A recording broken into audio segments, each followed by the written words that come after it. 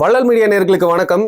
ஒரே ஒரு 4 ஃப்ளேவர் தான் இருக்கு மிக்சர் அப்படின்னா அதையே சாப்பிட்டுட்டு இருந்தா போர் அடிக்கும். அதனால ஒரு புது ஃப்ளேவர்ல மிக்சர் வந்திருக்கு. ஸோ அரசியல் பார்வையாளர்கள், அரசியல் விமர்சகர்களுக்கெல்லாம் பேசுறதுக்காக, ஆராயறதுக்காக, புலனாயறதுக்காக பார்த்தீங்கன்னா புது அரசியல் கட்சி பிறந்திருக்கிறது. அதுக்கு முதல் தளமா பார்த்தீங்கன்னா கொடி அறிமுக விழா நடந்திருக்கு. தமிழக வெற்றி கழகத்தின் பாடல் ஓட சேர்த்து பார்த்தீங்கன்னா கொடியும் ரிலீஸ் பண்ணியிருக்காங்க. அந்த கொடியோட அர்த்தம் என்ன அப்படின்னு சொல்லிட்டு பல பேர் நம்ம டீகோட் பண்ணுவோம்னு நினைச்சிட்டு இருக்காங்க. பட் இந்த நேரத்தில் நம்ம தெரிஞ்சுக்க வேண்டிய விஷயங்கள்லாம் என்ன அப்படிங்கிறது தான் பாரியவர்கிட்ட கேட்டு தெரிஞ்சுக்க போறோம். வணக்கம்.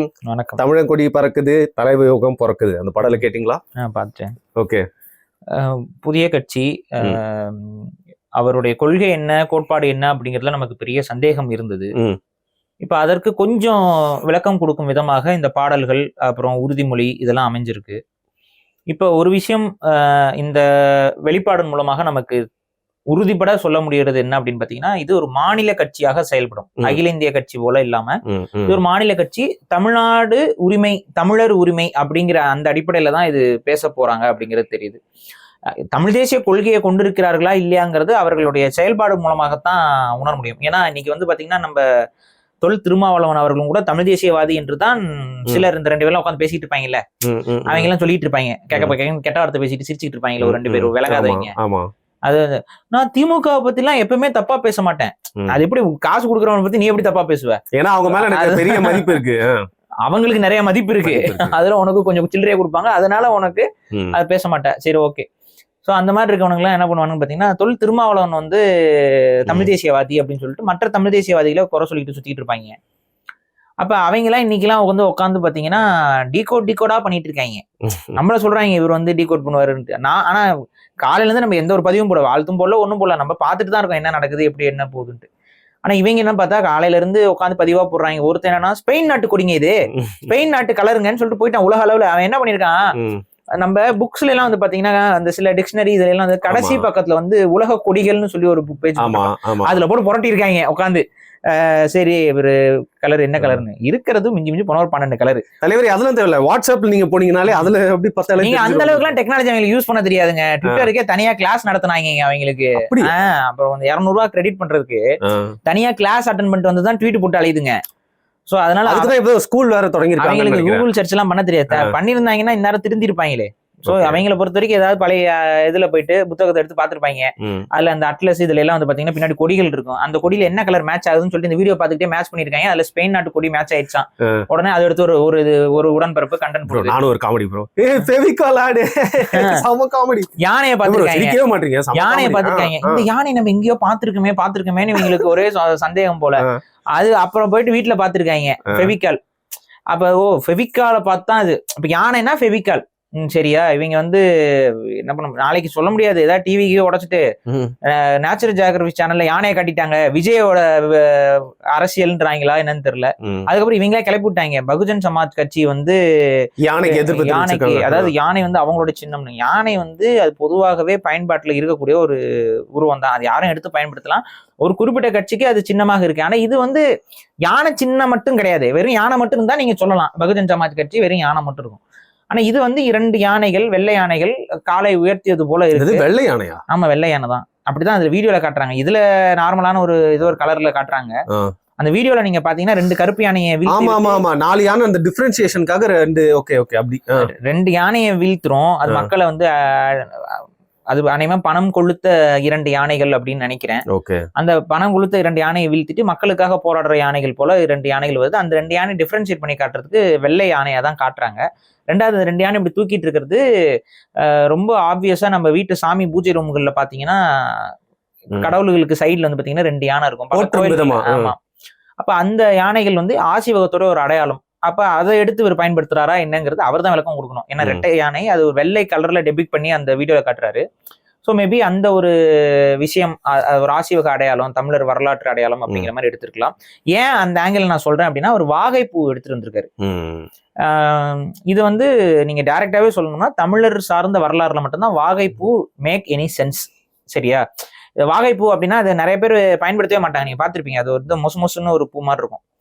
அப்ப அதை எதுக்கு அந்த காலத்துல பயன்படுத்துறாங்கன்னு பாத்தீங்கன்னா, போருக்கு போறவங்க போருக்கு போகும்போது ஒரு பூ, வரும்போது வரும் பூன்னு நமக்கு இலக்கியங்கள்ல குறிப்புகள் வரும். அதுல வாகை என்பது போர்ல வெற்றி பெற்றுவிட்டு திரும்பக்கூடிய வீரர்கள் வாகை மலர் வந்து சூடி வருவாங்க. அதனாலதான் வந்து வாகை சூடி வா, வாகை வென்று வா, இந்த இதெல்லாம் சொல்றாங்களா. அப்ப என்னன்னா வாகை சந்திரசேகர் அந்த மாதிரிலாம். அப்ப சரி சரி ஓகே. சோ அந்த வெற்றி அப்படிங்கிற அடையாளம் இதுல வந்து தமிழக வெற்றி கழகம் அப்படின்னு தானே இருக்கு. விஜய் மீன்ஸ் வெற்றி, வெற்றி மீன்ஸ் வாகை, வாகை மீன்ஸ் விஜய், விஜய் மீன்ஸ் வெற்றி. அதான் அப்படியே அப்படி சுத்தி சுத்தி ரவுண்டு. சோ அந்த வாகை பூ வந்து அப்படி கொண்டு வந்துருக்காங்க. அதுவுமே வந்து தமிழ் சார்ந்த ஒரு அடையாளம் தானே. சோ இதை நீங்க விளக்கணும்னாலே நீங்க தமிழர் வரலாறு சொல்லித்தானே அதை விளக்க முடியும். அந்த வாகை பூ ஏன் அப்படின்னு கேட்டா சோ தமிழர் வரலாறு சொல்லணும். இப்ப இரண்டாவது வந்து பாத்தீங்கன்னா நம்ம தேசிய தலைவர் வந்து தமிழீழ மலராக, தமிழ்நாட்டு மலராக இருக்கக்கூடியது வந்து பாத்தீங்கன்னா செங்காந்தல் மலர். ஆமா, அது ஒரு மலர். நீங்க கிட்டத்தட்ட வாகையும் செங்காந்தலும் பார்த்தா ஒரே மாதிரி கன்ஃபியூஸ் ஆகும். நிறைய பேருக்கு இப்ப நேத்தும் கூட கேட்டாங்க பசங்க வந்து அது என்ன செங்காந்தல் தான் இது என்ன அப்படின்னு கேட்டுட்டு இருந்தாங்க. அப்ப சோ இதுதான் விஷயம். அப்ப இங்க நம்ம புரிஞ்சுக்கிறது என்ன அப்படின்னு பாத்தீங்கன்னா இவர் தமிழ் சார்ந்த, தமிழ் உணர்வு சார்ந்துதான் இவர் வந்து இந்த கொடியை வடிவமைத்திருக்காரு அப்படிங்கிறது புரியுது. அப்கோர்ஸ் அப்புறம் சிகப்பு மஞ்சள் அப்படிங்கிறது வந்து விடுதலை புலிகள் அவர்களுடைய கொடியில இருந்து நாம் தமிழ் கட்சி பயன்படுத்துறாங்க. அதே மாதிரிதான் இவரும் சிகப்பு மஞ்சள் அப்படிங்கிற ஒரு, ஆனா ஆக்சுவலா தமிழ் சார்ந்து அப்படிங்கிறதுக்கு சிகப்பு மஞ்சளுக்கும் பெருசா அந்த தொடர்புலாம் கிடையாது. ஓகே, அது தேசிய தலைவர் அந்த சிகப்பு மஞ்சள் அப்படிங்கிற அந்த பேட்டர்ன்ல அவர் கொடியை வடிவமைச்சாரு. ஸோ அது அப்படியே கண்டினியூ ஆகுதுன்னு வைங்களேன். ஸோ அதனால ஒரு ஸ்பெசிஃபிக்கா சிகப்பு மஞ்சள் தமிழ் சார்ந்து நிறைய சில பேர் அப்படி சொல்ல ஆரம்பிச்சிட்டாங்க. இவங்களும் நாம் தமிழர் கட்சியும் சிகப்பு மஞ்சள், ஸோ தமிழ் தேசியம்னாவே சிகப்பு மஞ்சள் டெம்ப்ளேட் அப்படின்ட்டு அப்படிலாம் கிடையாது. கர்நாடகா கொடியும் சிகப்பு மஞ்சள், அதனால ஸோ அது கிடையாது. பட் மேபி அதுல இருந்து இன்ஸ்பயர் ஆயிருக்கலாம் அப்படிங்கிறது ஒரு கடவுள் 12 கலர் தான் படைச்சிருக்காங்க, எல்லா கலரையும் சேர்த்தே ஒரு பிளாக்ல போட்டாங்க. அப்ப அந்த அன்னைக்கு இருந்த திமுக அதிமுகலாம் அவங்களுக்கு வந்து பெருசா இன்னோவேட்டிவாலாம் அந்த கொடி இதெல்லாம் வடிவமைக்க முடியாது, டிசைனிங்லாம் பண்ண முடியாது. ஒரு செவுத்துல வரையணும்னா கூட ஒரு இதை ஈஸியா இருக்கிற மாதிரி சிம்பிள்ஸ் தான் அவங்க அந்த காலத்துல பயன்படுத்தாங்க. இன்னைக்கு வந்து கொஞ்சம் காம்ப்ளிகேட்டடான சிம்பிள்ஸ் எல்லாம் நோட்டீஸ் அடிக்க முடியும், பிரிண்ட் எடுக்க முடியும். ஸோ அதனால யார் வேணாலும் எதை வேணாலும் செய்யலாம். அப்ப ஒரு யானை அப்படிங்கிற மாதிரி கொஞ்சம் காம்ப்ளிகேட்டடான சிம்பிளா இருந்தாலும் அதுக்கு பின்னாடி ஏதோ ஒரு கருத்தை வச்சு தான் இது பண்ணியிருக்காரு. அப்புறம் 28 ஸ்டார்ஸ் அவர் வச்சிருக்காரு. ஸோ அந்த ஸ்டார்ஸ் எல்லாம் எதை மீன் பண்ணி அவர் வச்சிருக்காருங்கிறது அவர் சொன்னாதான் தெரியும். அதுல வந்து பாத்தீங்கன்னா 5 ஹைலைட்டட் ஸ்டார்ஸா வந்து கொஞ்சம் நீல கலர் ஸ்டாரா வந்து போட்டிருக்காரு. சிலர் நீலம் வந்த உடனே அது வந்து பட்டியல் சமூக மக்களை குறிக்குது அப்படி அப்படிங்கிறாங்க. அதெல்லாம் வந்து அவங்க விளக்கம் கொடுக்கணும். கட்சி வந்து இந்த ஸ்டாருக்கு வந்து அதுல அந்த பாட்டுல வருது என்ன சொல்றாங்கன்னா, நாங்க வந்து நட்சத்திரம் வச்சோம், அதுக்கு வந்து நீலத்துல வச்சோம், பச்சையில வச்சோம்னு அவங்களே மீன் பண்ணி சொல்றாங்க. ஆனா எதனால வச்சோம்னு சொல்லல. அந்த பாட்டுல மாநாட்டுல சொல்லுவாங்க, மேபி அதை எக்ஸ்பிளைன் பண்ணி மாநாட்டுல அவங்க அதை அறிவிக்கலாம். சோ அந்த கொடியுடைய விளக்கம் இல்ல அது எதை மீன் பண்ணுதுங்கிறது அது பின்னாடிதான் நம்மளால சொல்ல முடியும். ஆனா இங்க யானை அப்படிங்கிறது தமிழர்களுடைய ஒரு விருப்பப்பட்ட ஒரு உயிரினம். நம்ம காலகாலமாக வரலாறுல யானையை பற்றி நிறைய குறிப்புகள் இருக்கு. நம்ம முன்னோர்கள் யானையோட இன்னைக்குமே நம்ம கோயில்கள் எல்லாத்துலயுமே யானைக்கு இருக்கக்கூடிய ஒரு அந்தஸ்து தான். அப்ப இது வெள்ளை யானையாகவும் அந்த வீடியோ ரெஃபரன்ஸ்ல வெள்ளை யானையா காட்டுறாரு. ஸோ அது வந்து ஆசிவகத்தோட ஒரு அடையாளம் அப்படிங்கிற இடத்துல போகுது. அப்ப இது எல்லாத்தையும் வைத்து பார்க்கும்போது இவர் அவரோட கொள்கை வந்து மோர் க்ளோஸ் டு தமிழ் தேசிய கொள்கை அப்படிங்கிறத வந்து இவர் வெளிப்படுத்துறாரு. நான் பேசக்கூடிய அரசியல் என்பது தமிழ் தேசியம் சார்ந்த ஒரு அரசியல் தான் அப்படின்னு. அதுக்கு தகுந்த மாதிரி இன்னைக்கு அந்த கொடி பறக்கிற இடம் அப்படின்னு சொல்லி காட்டும்போது அது இந்தியா முழுக்கவும் காட்டலாம், இல்ல உலகம் முழுக்கவும் காட்டலாம், அப்படிலாம் காட்டலாம். ஆனா வந்து இவர் ரொம்ப ஸ்பெசிஃபிக்கா தமிழ்நாடு எல்லை அப்படிங்கறத மட்டும் கரெக்டா காட்டுறாரு. நல்லா கிராக்கி இருக்கு, கேரளாவையும் சேர்த்து காட்டியிருக்கலாம். ஆனா வெறும் தமிழ்நாடு எல்லை அப்படிங்கறத அளவு மாட்டாங்க. அப்ப என்னன்னா இது ஒரு மாநில உரிமை பேசக்கூடிய ஒரு கட்சியாக இருக்கும். அப்ப தமிழர் உரிமை அப்படின்னு.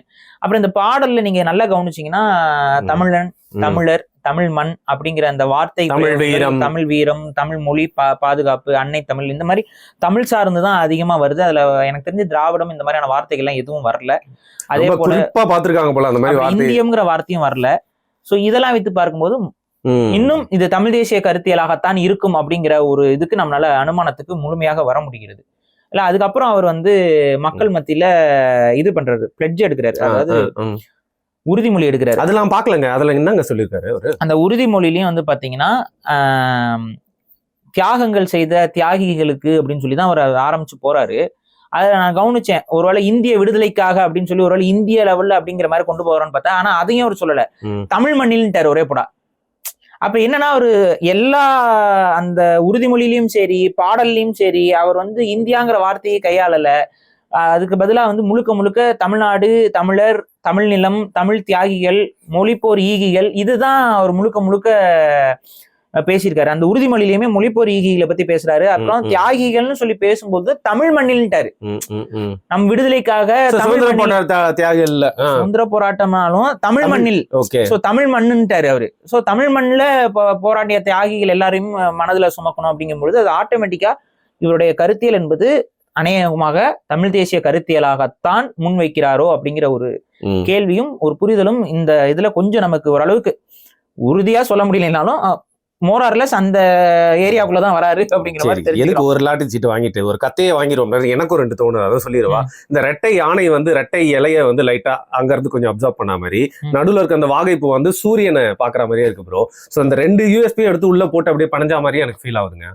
அது என்னங்க எனக்கு புரியல. ரெட்டை அதாவது டிஎம்கே அந்த ஃபாலோவர்ஸ் இருப்பாங்களா, அவங்களை கவர்றதுக்கு சூரியன் மாதிரி இருக்கக்கூடிய அந்த வாகைப்பூ, ரெட்டை இலை பதில் ரெட்டை யானை, டக்கு நீங்க அப்படியே கண்ணு மூடி பாருங்களேன், அந்த ரெட்டை இலை மாதிரியே தெரியும். புரியுது. அதாவது டாஸ்மார்க்ல குடிச்சிட்டு அப்படியே கண்ணை மூடி தேய்ச்சி பார்த்தோம்னா அப்படி சொல்ல வரல. ஏன்னா அப்படிதான். அது இதுக்கு அதுக்கு என்னங்க சம்பந்தம்? அனைமா ஏதாவது உடன்பிறப்பு எழுதுனதை படிச்சு சொல்றீங்க. உடன்பிறப்பு எல்லாம் தப்பு தான் எழுதுறாங்க. என்ன எழுதிருக்காங்க அவங்க? ஃபுல்லா ஸ்பெயின் நாட்டு கூட நீங்க சொன்ன மாதிரி எழுதுறாங்க. ஃபெவிகால் செம்ம காமெடி பண்ணிட்டாங்க. அதுக்கப்புறம் சிறுசு அப்படிங்கிற வார்த்தையில ஸ்பெல்லிங் மிஸ்டேக் வந்துருச்சான்.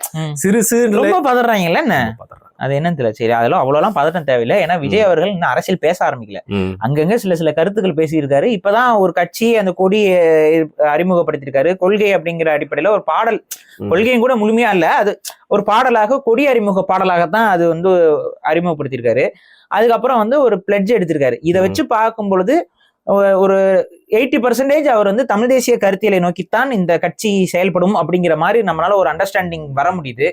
ஆனா அவருடைய செயல்பாடை வைத்துத்தான் அதையும் நம்ம உறுதியாக சொல்ல முடியும். ஏன்னா அது ஒரு மாதிரி இதுல இன்ஸ்பயர் ஆகி இதை பேசிட்டு அதுக்கப்புறம் அவருடைய கருத்துக்கள் என்னென்ன, ஏன்னா இதே மாதிரி விஜய் அவர்கள் முன்னாடி பேசியதுல பாத்தீங்கன்னா அம்பேத்கரை பத்தி பேசியிருந்தாரு, பெரியாரை பத்தி பேசியிருந்தாரு.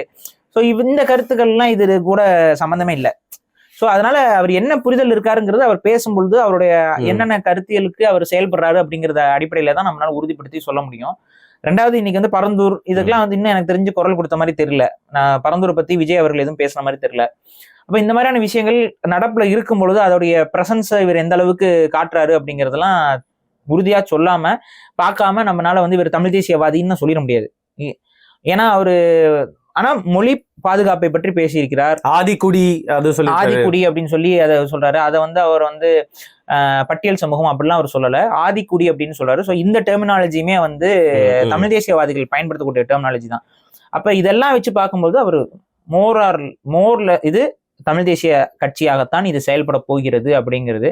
நேத்து தந்தியில ஒரு டிபேட் ஒரு இது வச்சிருந்தாங்க நமக்கு ஒரு. ஆமாங்க, அதுக்கு என்ன தலைப்புங்க? இதேதான். ஸோ இதுல பேசும்போது அங்க தமிழக வெற்றி கழக இதுல இருந்து ஒருத்தர் நிர்வாகி பேசிட்டு இருந்தாரு. அவர் பேர்லாம் தெரியல. அப்ப அவர் பேசிட்டு இருந்தாரு. அவர் பேசிட்டு இருக்கும்போது உங்க கொள்கை என்னன்னா தமிழ் அப்படின்னு வந்துச்சு வாயில. அப்புறம் அதெல்லாம் தலைவர் தான் சொல்லுவாரு அப்படின்னு சொல்லி முழுங்கிட்டாரு. அந்த தமிழ் அப்படின்னு வந்துச்சு அவர் வாயில இருந்து வார்த்தை. இவர் என்ன தமிழ்னு சொல்லி முழுங்கிட்டாரு அப்படின்னு பார்த்தேன். அப்ப அநேகமாக தமிழ் தேசியம் சார்ந்த கொள்கையாகத்தான் அவங்களுடைய இது இருக்க போகுதுங்கிறது.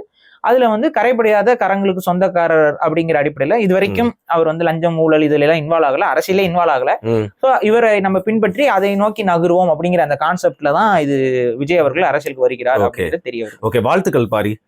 ஏன்னா மெயின் ஸ்ட்ரீம்ல ஒருவேளை நீங்க சொல்றது உண்மையாச்சுன்னா 2வது தமிழ் தேசிய கட்சி அப்படி நம்ம பார்க்க எடுத்துக்கலாம். இல்ல அவங்க வெளிப்படையா சொல்லட்டும். இன்னும் அவங்க நாங்கள் தமிழ் தேசிய கட்சின்னு அவங்க வெளிப்படையா அறிவிக்கல. அது அறிவிக்கட்டும். அது அறிவிக்கும் பொழுதுதான் நம்ம உறுதியா சொல்ல முடியும். ஆனா அதை நோக்கிதான் அவரோட செயல்பாடு இருக்கும் அப்படிங்கிற ஒரு பார்வை இருக்கிறது. இதுல மித்தபடி சிலர் என்ன போட்டிருந்தாங்க, அது என்னங்க திராவிடம் சார்ந்தே அவர் பேசுற மாதிரி இருக்குது, சமத்துவம் கிமத்துவம் எல்லாம் பேசிட்டு இருக்காரு அப்படின்லாம் போட்டிருந்தாங்க. ஏன்னா சமத்துவம்னா திராவிடமா?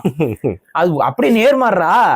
சமத்துவம் அப்படின்னு ஒருவேளை சமத்துவம்னு பேசிட்டு இந்த பக்கம் பிளாஸ்டிக் சேர் கொடுக்கறதும், அந்த பக்கம் டேங்க்ல மலம் கலந்து அவங்களை அரெஸ்ட் பண்ணாமல் இருக்கிறதும், கெட்ட வார்த்தை சொல்லி ஒரு சமூகங்களை திட்டுவதும், அதெல்லாம் இல்லைங்க நாங்க அப்படிதாங்க பேசிக்கோம், கலோக்கியலுங்க, ஊர் வழக்குங்க அப்படின்னு சொல்லி கடந்து போறதும் வேணா திராவிட கருத்திலா இருக்கலாம். ஆனா சமத்துவம்ங்கிறது ஒரு பொதுவான கோட்பாடு. அது எல்லா அரசியல்வாதிகளும் எல்லா மனிதவாதிகளும், ஏன் மனுஷனா இருந்தாவே எல்லாரும் அதை கடைபிடிக்க வேண்டிய ஒரு விஷயம்.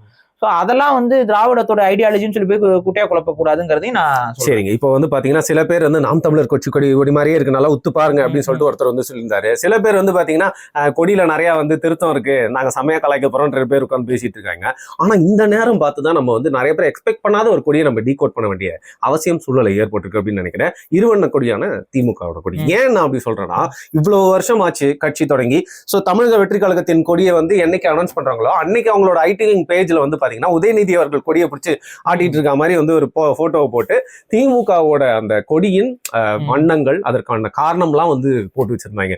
கத்துக்கோங்கடா சீக்கிரம், இவ்வளவு நாள் கட்சியில இருக்கீங்க அப்படின்னு சொல்ற மாதிரியா, இல்ல இது சும்மா பாத்தியா நாங்களும் அப்படிங்கிற மாதிரி ட்ரெண்டோட ட்ரெண்டா நம்ம இவ்வளவு வருஷமா நம்மளும் தான் ஒரு கொடி வச்சுக்கிட்டு இருக்கோம். அதுக்கு மீனிங் எவனுக்குமே தெரியல, நம்ம எல்லாம் சொல்லுவோம் அப்படின்னு சொல்லிட்டு அந்த மீனிங் எல்லாம் பாத்தீங்களா? என்ன நீங்க தான் அவங்களே போட்டிருக்காங்க. இதான் விளக்கம்னா ஏங்க அப்போதைக்கு எங்களுக்கு வந்து கருப்பு பெயிண்டும் சிவப்பு பெயிண்ட் தாங்க ஃப்ரீயா கிடைச்சது, அதனால நாங்க போட்டு அடிச்சு விட்டுட்டு போயிட்டு இருந்தாங்கன்னு சொன்னா அது ஓகே. அது ஆனா உண்மை அதுதான். அந்த காலகட்டத்துல கருப்பு பெயிண்ட் சிவப்பு பெயிண்ட் விலை கம்மியா கிடைக்கக்கூடிய பெயிண்ட்ஸ், அதனால அவங்க அதை எடுத்து பயன்படுத்திட்டு கருப்பு சிவப்புன்னு சொல்லி போயிட்டு இருந்தாங்க. இன்னைக்கு வந்து கருப்பு வந்து இவங்க என்ன சொல்றாங்கன்னா இருளை குறிக்குதான். எல்லாமே நம்மளோட வீடியோஸ் பாப்பாங்களோன்னு தோணுதுங்க. நம்ம சொல்ற பல கருத்துக்களை எடுத்து அந்த வெள்ளையானையை வச்சு நீங்க இந்த முடிவு குறிங்கன்னு நினைக்கிறேன் இல்லையா? வெள்ளையான அது இந்த பக்கம் இவங்களும் கருப்பு என்பது இருளை குறிக்குது, அறியாமையை குறிக்குது. அதுக்கப்புறம் வந்து மக்கள் மனதுல புறையோடி இருக்கக்கூடிய பல அந்த பிரச்சனைகள், அழுக்காறு எல்லாத்தையும் போட்டு விட்டு அதெல்லாம் கருப்பு குறிக்குதான். சரி, அப்ப சிவப்பு அப்படின்னா அது சிகப்பு வந்து அது வெளிச்சத்தை குறிக்குதான், ஒளி பீச்சை குறிக்குதான். சரி, அதனால வந்து அந்த கருப்புல இருந்து வரக்கூடிய ஒளி வீச்சு அப்படி உதய சூரியன் உதயநிதி அப்படின்னு சொல்லி அப்படி போட்டு ஏதாவது லிங்க் பண்ணி உதய சூரியன் அதாவது உதயநிதி. ஆமா, உதயநிதி. அடுத்து உதயநிதிக்கு அப்புறம் தமிழகம் இன்பம் பெற்று இருக்கும், அதுக்காகவே இன்ப நிதி ஏதாவது அப்படியே போயிட்டு இருக்கும் போல கால ஓட்டத்துக்கு. ஓகே, அப்ப இப்படிதான் அவங்க சொல்லிட்டு ஏதாவது புது புது விளக்கங்கள் கொடுத்துட்டு இருக்காங்க. இல்ல எனக்கு புரியவே இல்லைங்க. இவ்வளோ நாள் கட்சி, இப்ப எதிர்கட்சி கூட ஆட்சியில இருக்கீங்க, நீங்க வெற்றிகரமா எனக்கு தெரிஞ்சு அந்த 5 ஆண்டு கால ஆட்சியை முடிச்சிருவீங்க. அப்படி இருக்கிறப்போ 3வது இடத்துல இருக்க கட்சி கூட தான் டெய்லி சண்டை. ஏன்னா சித்தாந்தத்தின்படி வந்து ஒரு போராட்டமா இருக்கட்டும், இல்ல ஒரு காணொலி போட்டதா இருக்கட்டும், விமர்சனமா இருக்கட்டும், டைரக்டா வைக்கிற தினம் பாத்தீங்கன்னா நாம் தமிழர் கட்சி மேலதான். இன்னைக்கு வந்து நாம் தமிழர் கட்சியாவது வந்து 3வது இடத்துல இருக்கு, ஒரு 30 லட்சத்துக்கு மேல ஓட்டு வாங்கியிருக்காங்க. ஒரு நடிகர் வந்து கொடிய விட்டுருக்காரு, அதற்கு போய் ஏன் வந்து இவ்வளவு ரியாக்ட் பண்றாங்க? அவங்களை பொறுத்த வரைக்கும் என்னன்னா, தமிழர்களை வந்து அழிக்கணுங்கிற நோக்கத்தோட திராவிடம் பல வருஷமா செயல்பட்டு இருந்தப்ப 2 விதத்துலதான் தமிழர்களை வந்து முட்டலாக்க முடியும்னு அவங்க முடிவு பண்ணாங்க. ஒண்ணு வந்து திரை மோகம், ஒண்ணு வந்து மது, இந்த மாதிரியான விஷயங்கள்ல அடிமைப்படுத்தி வைக்கிறது, முட்டாளாக்கி வைக்கிறது. இப்ப இதன் மூலமாக மக்களை வந்து மூலச்செலவு செய்து அப்படியே வந்து திரை கூத்தாடிகள் பின்னாடியே போகக்கூடிய ஒரு உளவியலை உருவாக்கி இன்னைக்கு அப்படித்தான் இருக்கிறான். இப்ப அந்த இடத்துக்குள்ள இருந்து ஒரு ஆள் வந்து தமிழ் தேசியம் பேசிட்டா நம்ம என்னடா பண்றதுன்னு அவங்களுக்கு ஒரு பதட்டம். சீக்கிரம் போய் சேர்ந்துரும். ஏன்னா சினிமாக்காரர்ல என்னதான் இருந்தாலும் இப்ப நம்ம வந்து விஜயை வந்து இந்த அளவுக்கு அவருக்கு ஃபேன் ஃபாலோவிங் எல்லாம் இருந்துமே பெரிய அளவுல நான் நம்பாம இன்னைக்கு வரைக்கும் அது இருக்கலாம் இல்லாமல் இருக்கலாம்ங்கிற ஒரு சந்தேக பார்வையில் வைக்கிறதுக்கு காரணம் என்ன? அவர் என்னதான் இருந்தாலும் ஒரு சினிமாக்காரர், என்னதான் இந்த லிம்னாட்டி ட்ரெஸ் எல்லாம் போட்டுட்டு டான்ஸ் ஆனவர் தான் அவரு. சோ அது சொன்ன மாதிரி இன்னும் கொள்கைகளை வெளிப்படையா சொல்லல, ஒன்னும் சொல்லல. சோ இந்த மாதிரியான விஷயங்கள்லாம் இருக்கு. அப்ப அவர் மேல நம்ம முழுமையான நம்பிக்கை என்னைக்கு வைப்போமாங்கிறது சந்தேகத்துக்குரியதுதான். நம்ம ஒரு கிரிட்டிக்கல் பார்வையில தான் அவரை பார்த்துட்டு இருக்கோம். ஆனா இவனுங்க என்ன பண்றாங்கன்னா, அவரை வந்து ஒரு சினிமாக்காரர் அப்படிங்கிற அடிப்படையில இவங்க விட்டுட்டாங்க. இன்னைக்கு வந்து 2K கிட்ஸ் பல பேர் வந்து பாத்தீங்கன்னா விஜய் ரசிகர்களாகவே இருக்கிறாங்க. அப்ப இந்த மாதிரி சூழல்ல விஜய் வந்து திடீர்னு அரசியல்ல குதிக்கிறேன், நான் வந்து கொடி ஏத்துறேன், அந்த கொடிக்கு விளக்கம் கொடுக்குறேன், அது தமிழ் தேசியம் சார்ந்தெல்லாம் வருது, தமிழ்னு வருது, ஐயோ அப்படிங்கிற வந்து ஒரு அச்ச உணர்வு இன்னைக்கு இவங்களுக்கு அதிகரிச்சிருச்சு. ஏன்னா நம்ம மதுவை கொடுத்து இவர்களை முட்டாளாக்கி இருக்கிறோம், திரை மோகத்துல இவங்களை முட்டாளாக்கி இருக்கிறோம். அதே திரைப்பட மோகத்தை பயன்படுத்தி இன்னொரு அரசியல்வாதி வந்துட்டா அவங்களுக்கு வரலாறு யோசிச்சு பாக்குறாங்க. எம்ஜிஆர் இப்படிதான் வந்தாரு, எம்ஜிஆர் நம்ம ஏன் விரட்டி விட்டோம்? ஆஃப்டர் ஆல் ஒரு நடிகர், இவர் என்ன நம்ம செய்த விட போகிறார் அப்படின்னு சொல்லி தானே நம்ம விரட்டி விட்டோம். அப்படி விரட்டி விடும்போது இவர் போறாரு. இவர் போனதுக்கு அப்புறம் என்ன பண்றாரு? சில வருடங்கள் ஒரு கிட்டத்தட்ட ஒரு ஓப்பனா சொன்னா என்ன, எம்ஜிஆர் என்னைக்கு அரியணை ஏறினாரோ மறையிற வரைக்கும், எம்ஜிஆர் சாவுற வரைக்கும் மனுஷன் இந்த பக்கம் சேர் பக்கமே எட்டி பார்க்க கூடாது அப்படிங்கிற மாதிரி உட்காந்துட்டாரு. வீட்டுல கவிதை தான் அந்த டைம்ல சர்வே ஆனதுதான் இவங்களுக்கு இன்னைக்கு வரைக்கும் அவங்களுக்கு அந்த சர்வைவல் டெக்னிக்கே கத்து கொடுத்துருக்கு. இல்ல அது we have to give it to him. எப்படி ஒரு 10 வருஷம்னாலும் வந்து கஷ்டப்பட்டு வந்து தேத்திட்டாரு. ஆமா, இந்த டேங்க் கிளீனர் ஒரு மீன் இருக்கும், அதுக்கு வெளியில போட்டா பல வருஷங்கள் அப்படியே கிடக்கும், கிடக்கும், கருவாடு மாதிரியே கிடக்கும். அத நியூஸ்ல அழிச்சிடணுங்கிறாங்க ப்ரோ, புரியுதா? கருவாடு மாதிரியே கிடக்கும். இப்போ உதாரணம்னா கரெக்டா எடுக்கணுங்க, அந்த மாதிரி உதாரணம்னா அப்படி எடுக்கணும். அப்ப அந்த கருவாடு மாதிரி கிடக்கும், அதை திரும்ப தண்ணி ஊத்தணும்னா அது முழிச்சுக்கும். அதே மாதிரி இவங்களுக்கு அரசியல் பதவிங்கிற தண்ணியை ஊற்றினா அவங்க நமக்கு தண்ணி ஊற்றுவாங்க, நம்ம அவங்களுக்கு தண்ணி ஊற்றணும் அப்படின்னா முழிச்சுக்குது. அப்போ இந்த மாதிரி திரும்ப அவங்களுக்கு கருவாடா போட்டாலும் ரொம்ப வருஷத்துக்கு அவங்க இருப்பாங்கிறது தான். அதெல்லாம் கற்றுக் கொடுத்தது யாருன்னா எம்ஜிஆருங்கிற ஒரு நடிகர். அந்த அந்த இதெல்லாம் கண்ணு முன்னாடி வந்து போகுமா இல்லையா? அப்படி வந்து போகுது போல. அதனாலதான் கொடி அறிமுகத்துக்கு இந்த பதட்டம் எதுக்கு இவங்களுக்கு? எல்லா சேனலையும் பேசிட்டானுங்க. அல்ல பேர் சில பேர் நன்றி நன்றி, சரி நன்றினா அப்படி ஏன் கண்ணு சவுப்பா இருக்குது, அது நன்றி தான் அது ஒரு அப்படின்னு சொல்லி அப்புறம் வருதுங்க, எங்களால கண்ட்ரோல் பண்ண முடியல அப்படின்னு சொல்லி கதறிட்டு இருக்காங்க. சரி விடுங்க, அழுகாதீங்க.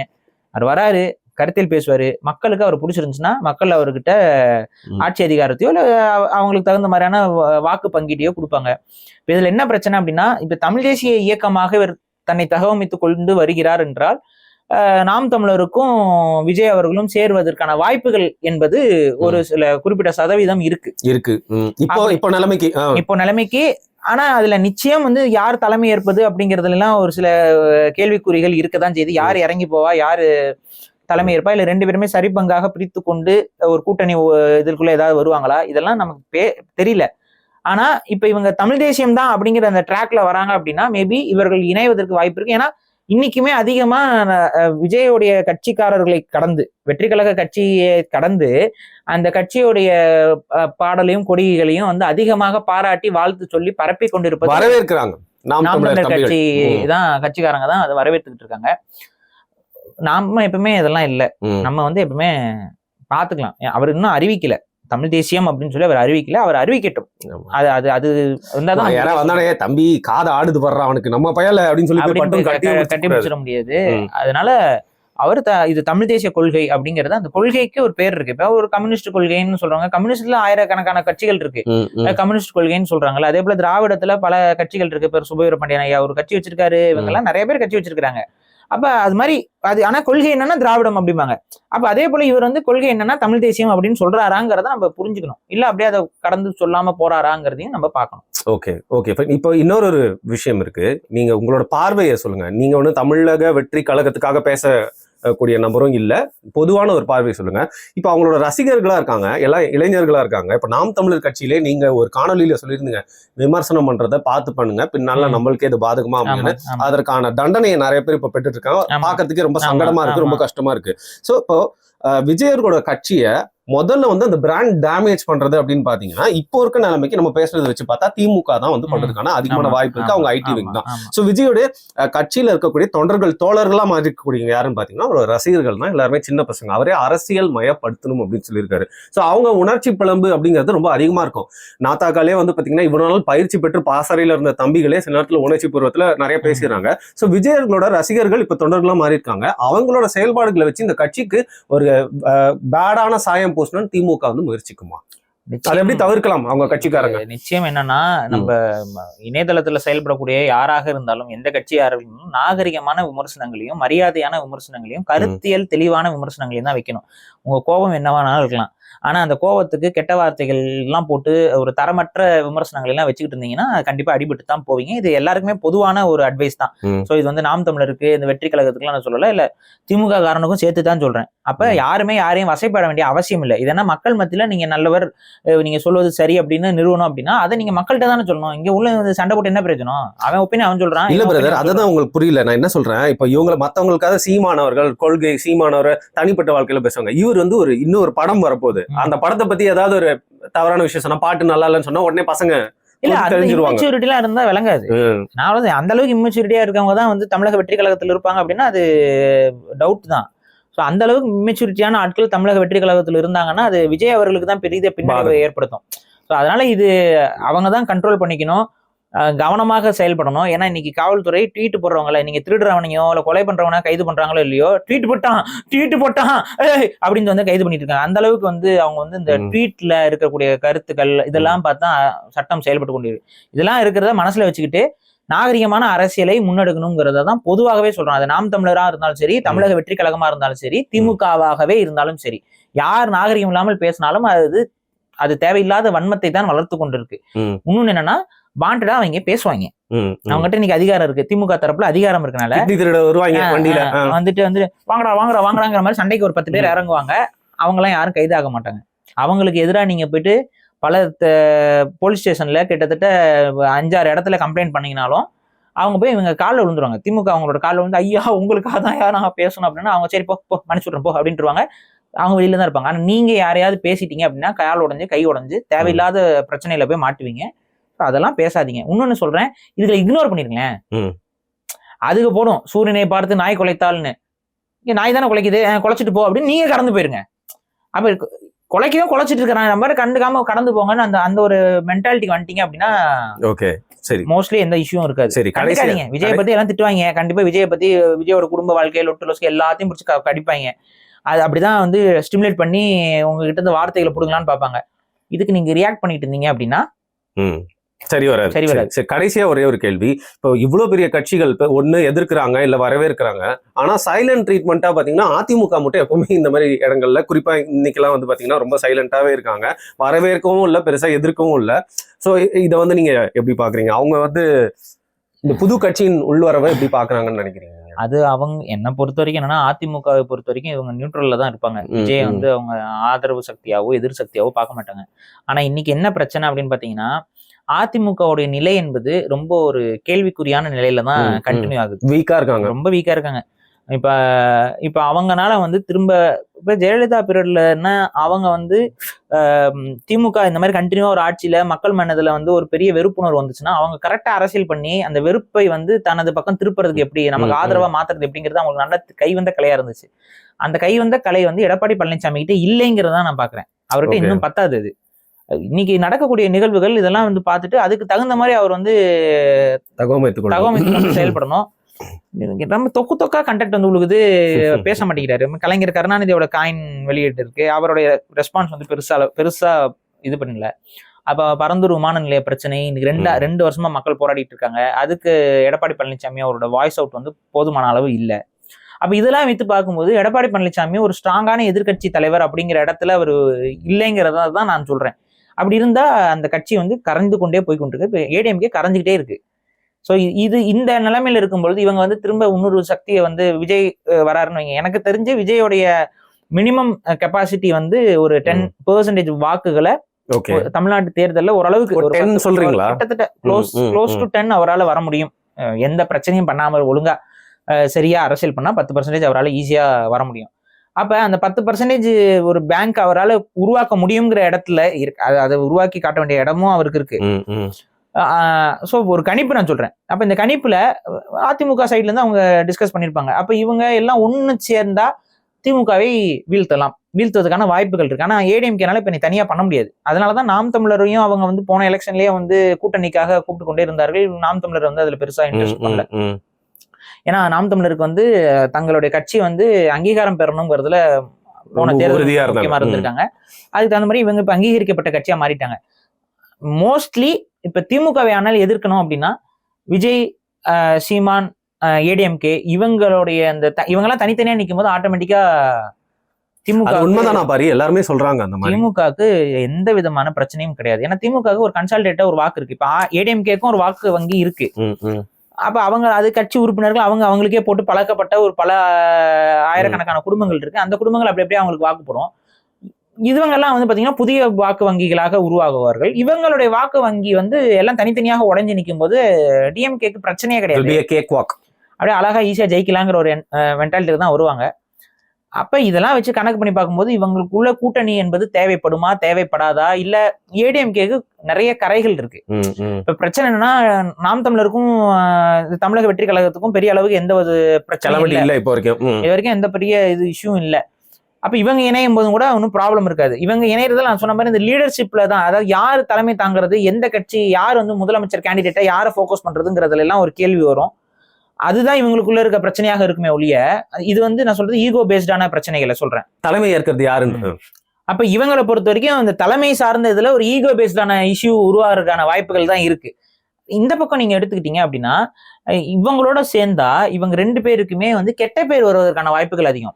அதிமுகவோட சேரும்போது அதிமுக ஊழல் செஞ்சிருக்கு, ஊழல்வாதிகளோட சேர்றீங்க பவர்ல இருந்தவங்க. அப்ப இவங்க எல்லாம் ஒன்னா சேரணும் அப்படின்னா ஏடிஎம்கே உடைய அந்த ஊழல் சார்ந்த விஷயங்கள் வந்து பெரிய நெகட்டிவா இருக்கும்.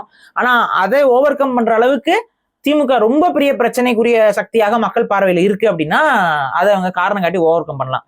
ஏன்னா திமுகவை, ஏன்னா இப்ப இந்த போன தேர்தலாம் பாத்தீங்கன்னா பாஜகவை ஒழிக்கணும்னா வேற வழி இல்ல, திமுகவுக்கு ஆதரவு கொடுங்கிற கான்செப்ட்ல திமுகவை ஒழிக்கணும்னா நம்ம வேற வழி இல்ல, இதுகளுக்கு ஆதரவு கொடுங்கிற அந்த ஒரு கான்செப்ட் உருவாச்சுன்னா வேணா இந்த மாதிரியான கூட்டணி எல்லாம் சாத்தியம். பட் ஆனா என்னை பொறுத்த வரைக்கும் அதிமுக வந்து எதுக்குமே ஓப்பனா தான் இருக்கும் இந்த காலகட்டத்துல.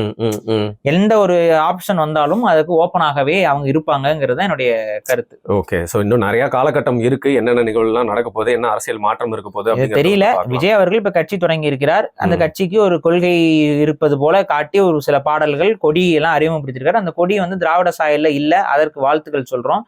அதுல தமிழ் சார்ந்து, தமிழ் மொழி சார்ந்து இருக்கக்கூடிய கொள்கை கோட்பாடுகள் எல்லாமே தமிழ் தேசிய கொள்கையோடு ஒட்டியே வருகிறது. ஆகவே அது ஒரு தமிழ் தேசிய கட்சியாக இருப்பதற்கான வாய்ப்புகளும் இருக்கு. அதனால வாழ்த்துக்கள் சொல்றோம். அதுக்கப்புறம் அவருடைய செயல்பாடுகளை பொறுத்து காலம் அவருக்கு. ஓகே, உங்களோட விமர்சனம் வந்து வெயிட் பண்ணியிருக்கு அப்படியே. அது மட்டும் இல்லாம நிறைய பேர் அந்த டீகோடிங் பண்ணணும்னு எதிர்பார்த்தாங்க. இனிமேல் எங்க கடையில வந்து டீகோடிங்க்கு யாருமே வந்து அணுகாதீங்க, கேட்காதீங்க. இனிமேல் ஆர்டரின் பேரில் செய்து தரப்பட மாட்டாது என்று சொல்லி, ஏன்னா விஜய் வந்து சொல்றேன்னு சொல்லியிருக்காரு இல்லையா ஃபியூச்சர்ல. அதுக்காக நம்மளும் வந்து காத்திருப்போம். மிக்க நன்றி. நன்றி.